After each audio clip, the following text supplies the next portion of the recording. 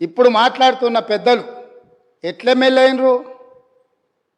వాళ్ళ తండ్రి గారి గురువైన చంద్రబాబు నాయుడు గారి పార్టీతో పొత్తు పెట్టుకుంటే ఆ పార్టీ మద్దతుతో ఆ కడువ కప్పుకొని సిరిసిల్లలో కష్టపడి పనిచేసి నిర్మించుకున్న చీమలు పెట్టిన పుట్టలో పాములు దూరినట్టు కేకే మహేందర్ రెడ్డి అక్కడ పార్టీని నిర్మించుకొని తెలంగాణ ఉద్యమంలో పాల్గొని తెలంగాణ ఉద్యమంలో ముందు భాగం నుండి నిలబడి కొట్లాడితే ఎన్ఆర్ఐ అంటే నాన్ రిలయబుల్ ఇండియన్ కింద మేనేజ్మెంట్ కోటాలో ఇక్కడికి వచ్చి టికెట్ తీసుకొని అక్కడ ఆ కేకే మహేందర్ రెడ్డి గారిని అన్యాయం చేసి ఈరోజు ఇక్కడికి వచ్చిండ్రు. కాబట్టి ఈరోజు గతం గురించి అధ్యక్ష ఒకవేళ మా మిత్రులకు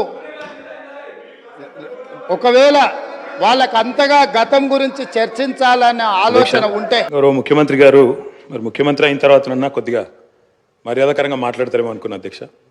కానీ కొన్ని ఊహించలేము అధ్యక్ష, కొన్ని ఊహించలేము. ఎందుకంటే కొంతమందికి అది సాధ్యం కాదు. ఎందుకంటే వారికి అర్థమైంది అధ్యక్ష.